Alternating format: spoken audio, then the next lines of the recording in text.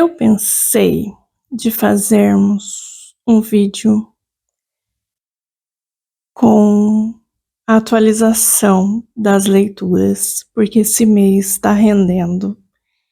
E depois o vídeo do fim do mês ficaria muito grande.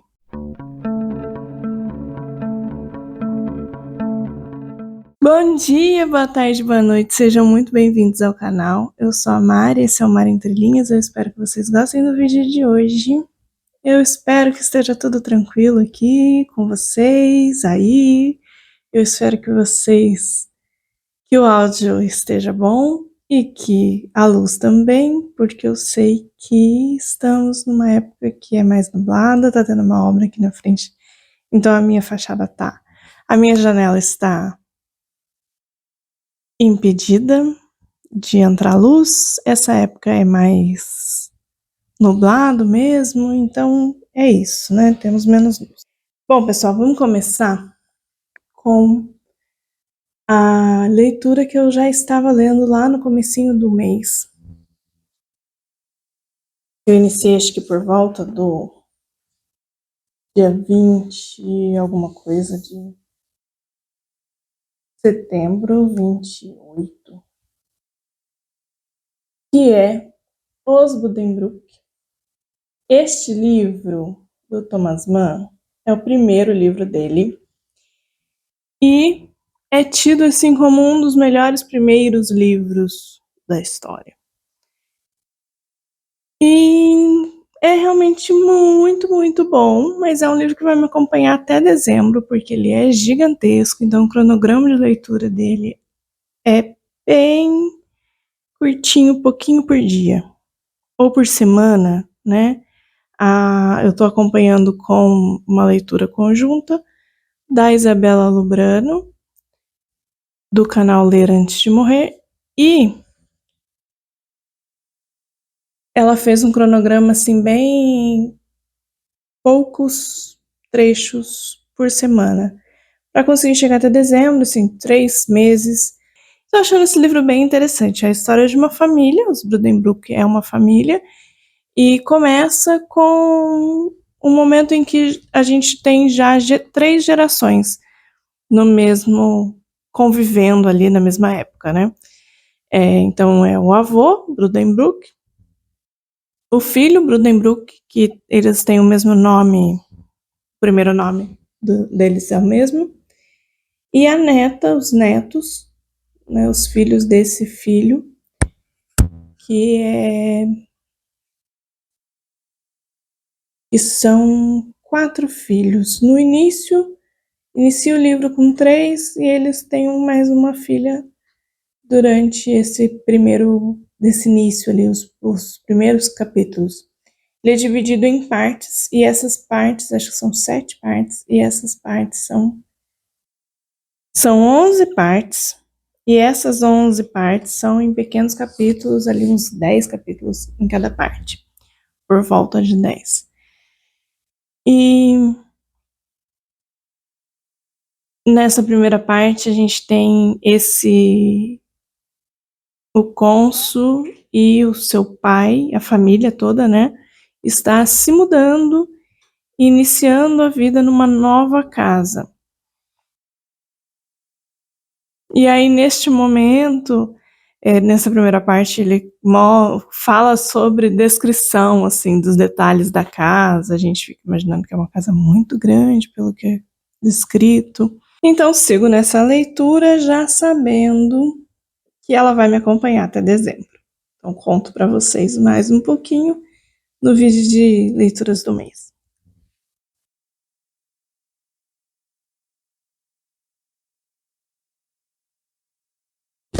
O outro livro que eu comecei bem no finalzinho do mês passado foi Mulherzinhas. Este livro é uma fofura. Eu achei que foi muito bom ter lido. Não só a história, é uma história fofa, uma história muito bonitinha, mas não foi só isso, assim. Eu achei que foi gostoso ter tido contato com essa história. Da Luísa May Alcott, Aqui a gente tem a história de 4 irmãs.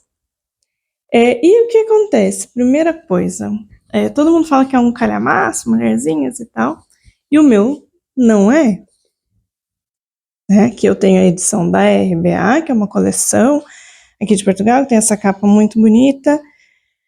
Não é uma edição assim muito maravilhosa em questões de notas de rodapé, de comentários ou do tradutor, ou do editor, ou do próprio autor, não tem nada disso. Mas acho que é uma história muito simples, que dá para entender, que não precisa dessas... não precisa, não, pelo menos nessa história não me fez falta, já era uma história que eu já conhecia também, tanto das adaptações para o cinema, que acho que são 2. O primeiro filme tem o nome de Adoráveis Mulheres, pelo menos no Brasil, não sei qual que é aqui em Portugal. Vou colocar aqui para vocês a capa do filme, do filme, né, da adaptação. E o segundo teve o nome, acho que de Mulherzinhas mesmo. Eu já tinha me mandado para Portugal quando lançou o segundo, então eu não tenho certeza se no Brasil é Mulherzinhas, ou se também é Adoráveis Mulheres, ou se tem algum outro título. Então, Mulherzinhas foi publicado em 1865. Não, 1868. E a história se passa durante 4 anos, entre 1861 e 1865. E aqui neste, a gente tem o primeiro ano, esse primeiro ano de 61, 62, mais ou menos isso. E na continuação, que aqui em Portugal se chama Boas Esposas, essa aqui é uma edição que foi, não sei se parceria, como que foi feita, com a editora Guerra e Paz. É a tradução da editora Guerra e Paz. E na editora Guerra e Paz segue a edição que foi publicada no Reino Unido, na Inglaterra. Lá foi publicado dividido em 2 partes. A primeira parte, o primeiro livro, que chama Mulherzinhas, e o segundo, Boas Esposas. É diferente do que foi feito lá nos Estados Unidos, que é a edição que existe no Brasil, que é um livro só. Então é um livro muito maior. Então foi esse que eu li. E essa história, esse eu já terminei, né? Terminei na primeira semana do mês, eu tinha começado acho que na última semana de setembro. E essa história que a gente tem 4 irmãs, e o pai vai para a guerra civil americana, e as irmãs ficam ali com a mãe na casa delas. E aí elas contam com a ajuda de um vizinho, e são acontecimentos da vida dessas 4 irmãs, que são jovens, assim. A mais nova tem 13 anos, acho que na época elas eram, ou pelo menos é o que é passado aqui no livro, muito mais infantilizadas do que o que a gente tem hoje, nas mulheres de hoje. A mais velha inicia o livro com 15 para 16 anos, é alguma coisa, acho que a mais velha tem 16, a segunda 15, a terceira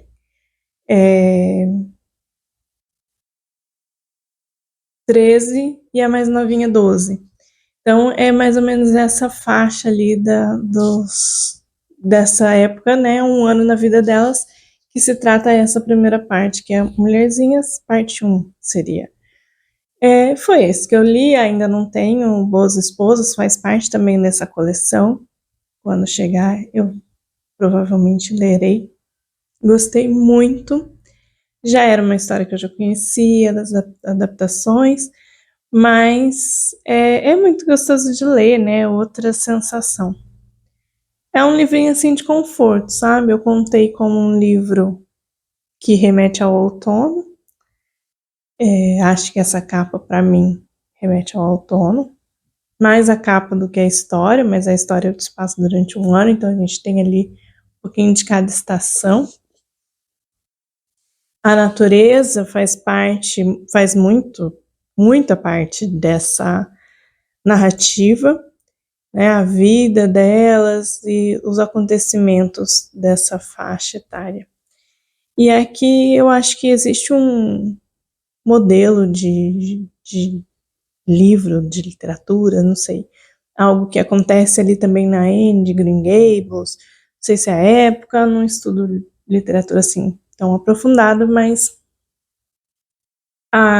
as meninas passam por situações em cada capítulo, pelo menos no início do livro, cada capítulo voltado mais para uma das irmãs, e em situações de conflito, situações que elas têm alguma dificuldade, alguma coisa para resolver, algum problema que elas passam, coisas simples do dia a dia. E no fim do dia, ou no fim de um determinado período, a mãe entra em cena e resolve esse conflito com a criança, ali, com a adolescente. Acho um livro, assim, bem fofinho, é uma literatura infanto-juvenil, livrinho para mim de conforto, bem tranquilo para ler, principalmente quando o tempo não está muito agradável. Eu acho que é bem gostosinho de ler, né? Foi uma leitura de outono. Depois eu tenho aqui mais um livro de leitura coletiva, então ele ainda está sendo lido, que é A Insustentável Leveza do Ser, do Milan Kundera. Eu não sabia nada, absolutamente nada sobre esse livro. Eu sabia que ele é preferido, livro favorito da vida de muita gente e muita gente que também não gosta. Eu tô aí no meio termo, olha que loucura. Assim, nem amo, nem odeio. Por quê? Eu percebi, a minha leitura, né, que tem 3 assuntos principais ou 3 formas, assim, de desenvolver aqui.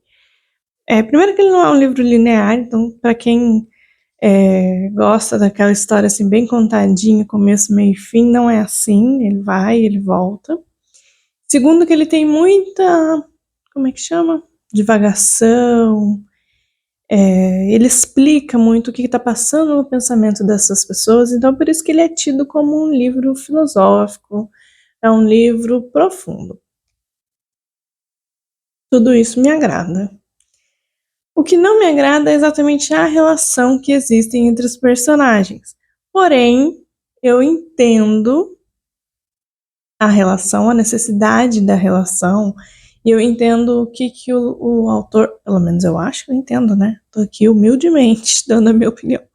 Eu acho que eu consigo entender a necessidade dessas relações, dos conflitos e da dificuldade para poder desenvolver uma história, para poder desenvolver não só a história em si, mas para poder desenvolver essa questão filosófica, essa questão mais psicológica, para a gente poder retirar alguma coisa dali. Se fossem pessoas bonitinhas, fofas, até no Mulherzinhas tem, né, conflitos, então assim, é muito difícil a gente tirar uma lição quando tá tudo em harmonia. Então eu acho que é sobre isso, sabe? São sobre as relações humanas. Então, para a gente tirar um aprendizado das relações humanas, e tem também um outro ponto que é a política da época, deste lugar. E aqui a gente está falando da Tchecoslováquia nos anos 60, 1968, parece que se passa a história, que se inicia a história. E existe ali invasão russa, existe alguns conflitos políticos, que é o plano de fundo, que eu acho que não é só o ambiente, só o plano de fundo, sabe? Eu acho que faz parte mesmo do que ele queria contar. É É um bom livro, tá sendo uma boa leitura, tá sendo uma leitura conjunta. Aqui eu tô na metade. A gente tem metas semanais também, como eu tinha falado, pelo menos eu, né, estabeleci para mim metas semanais, dentro do cronograma que a Paloma passou. Então, eu tô aí na quarta semana. Tô um pouquinho atrasada entre a quarta semana e a quinta semana. A quarta semana, não, a quarta não seria semana, né? Porque a gente tá na segunda semana do mês. Mas na quarta meta, que é dividido aí mais ou menos 2 partes por semana. É uma coisa assim. Esse livro também, parecido com os Buddenbrook, ele é um livro dividido em partes, e essas partes divididas em capítulos. Então, ele é um livro que é dividido em 7 partes. Se eu não me engano, isso. São 7 partes, e essas 7 partes são mais ou menos 30 capítulos, e esses capítulos, eles são bem curtinhos. Pelo menos na minha edição aqui, ocupa 1 ou 2 páginas, às vezes um pouquinho mais, 3 páginas, mas não são muito longos. Então eu consigo ler esses capítulos bem rapidinho, assim, 15, 20 minutos. Então é uma leitura fluida e é uma leitura bem dinâmica, assim, não é uma coisa que você fica ali tendo que voltar e não entendi, é muito fácil de entender. Tô gostando muito da escrita dele. O que eu não gosto é dessas relações, né, dos personagens, é tipo personagens que você tem aqui e é impossível de gostar, porque eles fazem coisas que não são legais. Mas a história não deixa de ser boa.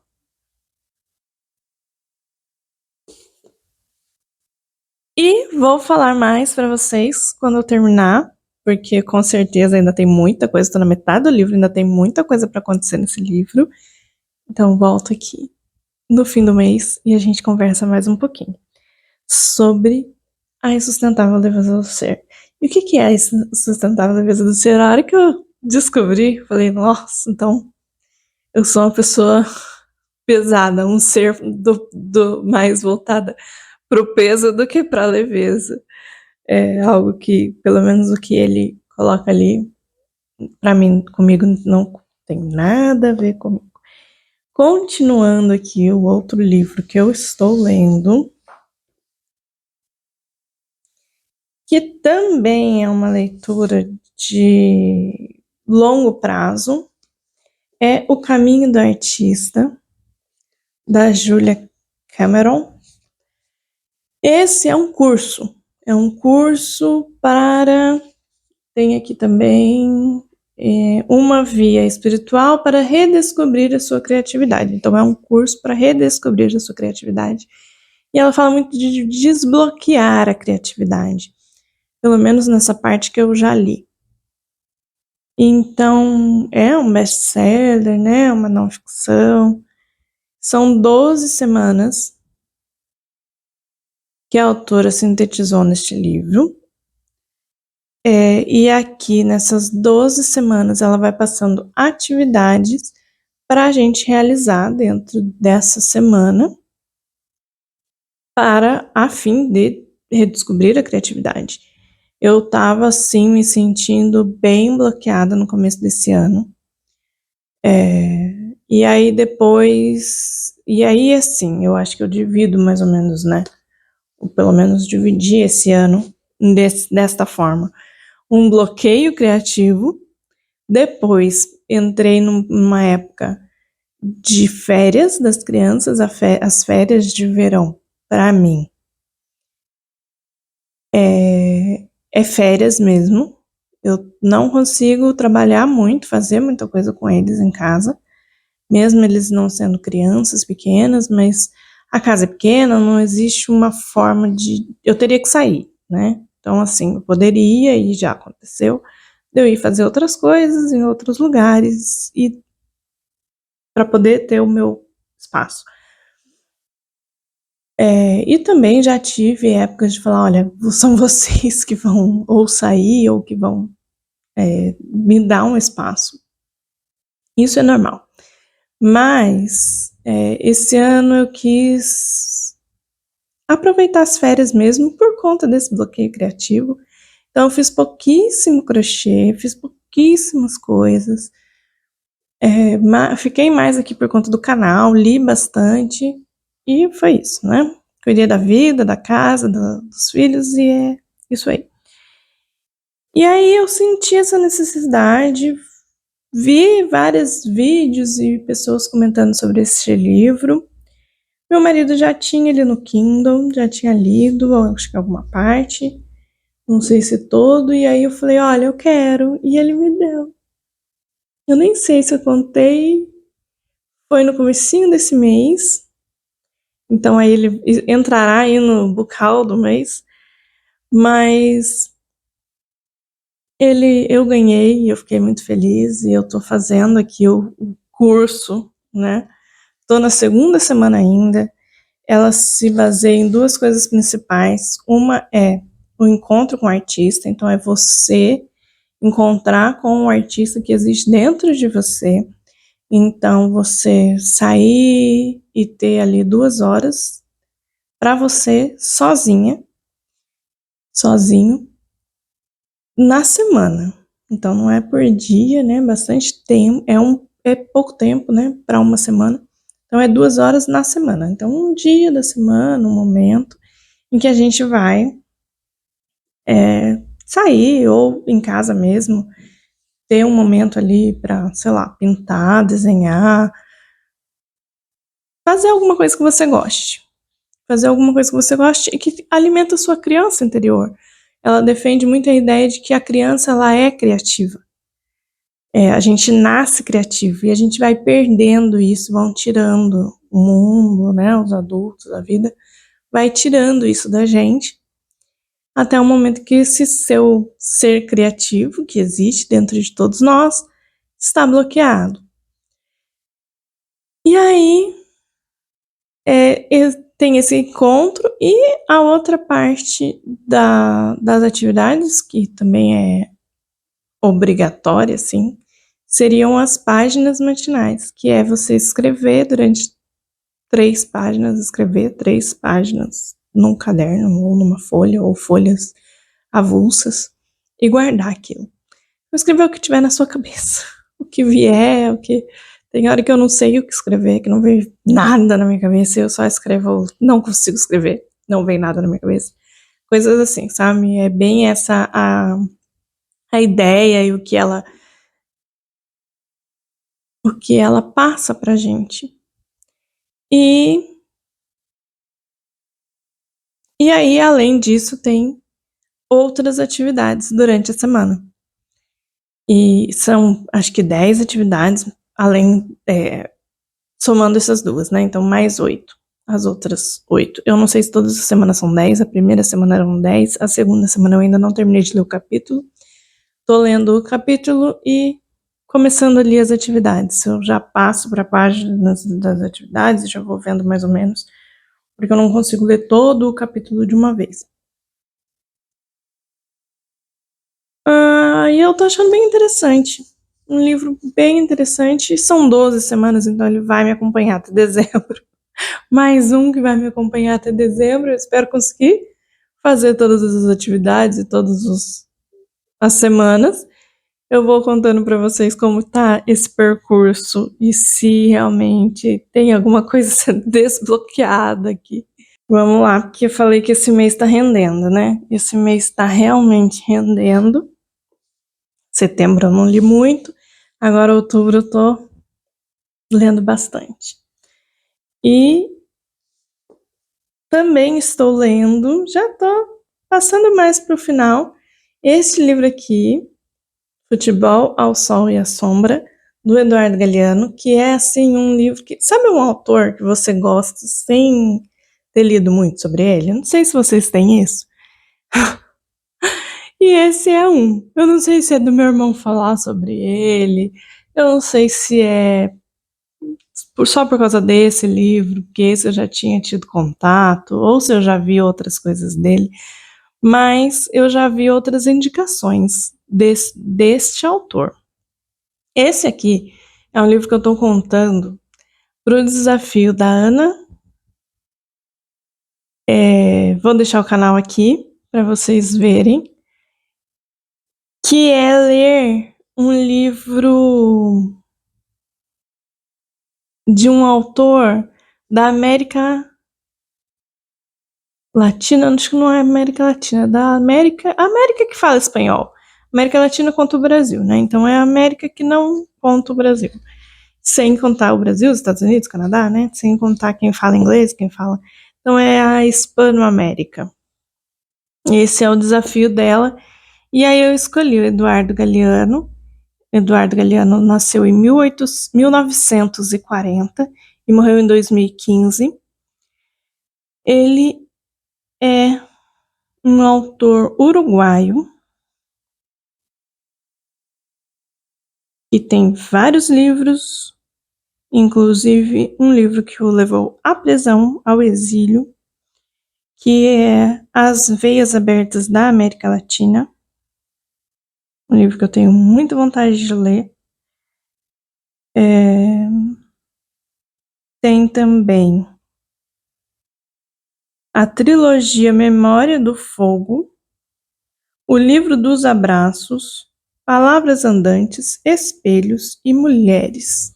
Esses são os livros que estão aqui. Meu irmão diz que esse livro, Mulheres, é muito interessante. E esse aqui ele fala sobre... São textos curtos sobre o futebol.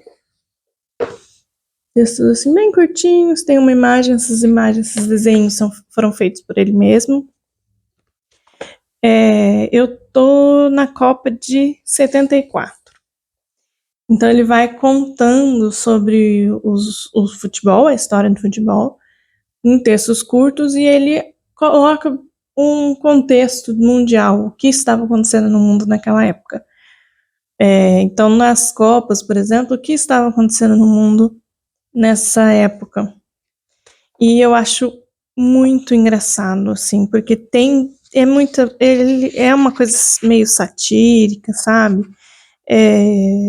Tem umas apimentadas aqui, umas alfinetadas em alguns lugares, especialmente nos Estados Unidos. Tem algumas coisas bem interessantes, por exemplo. E aí ele conta sobre o que acontecia. Morria em Londres Bertrand Russell, que é um escritor e que ganhou o Nobel, acho, de literatura, se não me engano. Também, aos 20 anos de idade, o poeta Rugama caía na Manágua, lutando sozinho contra um batalhão da ditadura de Somoza. O mundo perdia sua música. Os Beatles desintegravam-se por overdose de êxito e por overdose de drogas. Perdíamos o guitarrista Jimi Hendrix e a cantora Janis Joplin. Então ele conta coisas assim, o que estava acontecendo em vários lugares, a Guerra do Vietnã, o Allende iniciava sua campanha para a presidência do Chile. Fontes bem informadas de Miami, eu acho essa frase ótima, porque ela se repete em vários trechos desse que contam os mundiais. Então ele vai repetindo essa mesma frase. Fontes bem informadas de Miami anunciavam a queda iminente de Fidel Castro, que cairia numa questão de horas. E foi bem o que aconteceu mesmo, né? Eles diziam que o Fidel Castro vai ser pego e nada acontecia.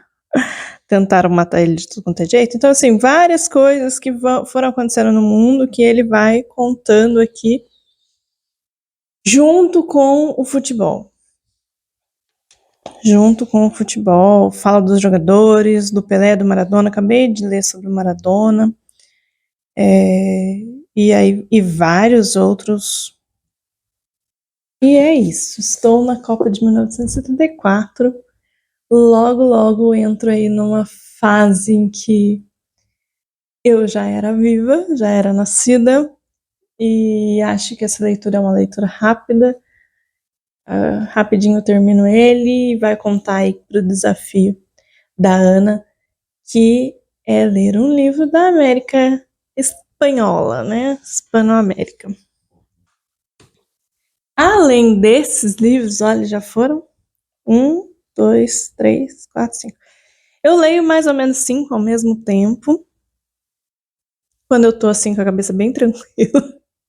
Além desses, aqui eu já terminei, então na verdade dos que eu mostrei são 4 que eu estou lendo, né? Porque Mulherzinhas eu já terminei. Eu tô lendo no meu skill o Fahrenheit 451. Não amo, não estou amando. Já li a primeira parte, acho um pouco confuso. Não sei, teve alguma coisa ali que não me pegou, não.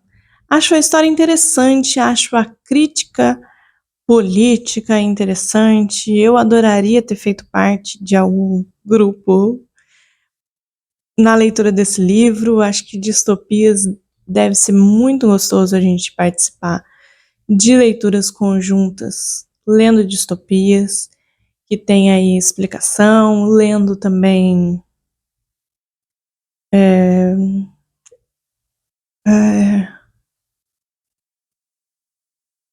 ficção científica. Eu acho que principalmente o que tem ali críticas, né, sociais e políticas, eu acho que é interessante para trazer esse contexto ali do que o autor estava pensando, o que estava acontecendo na época, ele está criticando o quê, coisas que a gente, claro, pode fazer essa pesquisa nós próprios, né? Mas acho que deve ser muito legal uma leitura coletiva com esse livro. Infelizmente não foi o caso. Estou lendo sozinha. Estou contando para o desafio das leituras de outono. Uma das categorias que eu não tinha colocado, que é sobre livros. É, e é isso. Acho que são essas leituras, foram essas leituras. Esse vídeo ficou gigantesco, mas eu acho que vocês vão gostar. Muito obrigada por terem assistido aqui. Se gostaram, deixe seu like, compartilhe esse vídeo com seus amigos. Manda esse vídeo para alguém que possa também gostar de literatura, que queira aí ter uma ideia do que eu tô lendo e se inspirar para também fazer uma leitura. Um beijo. Tchau, tchau.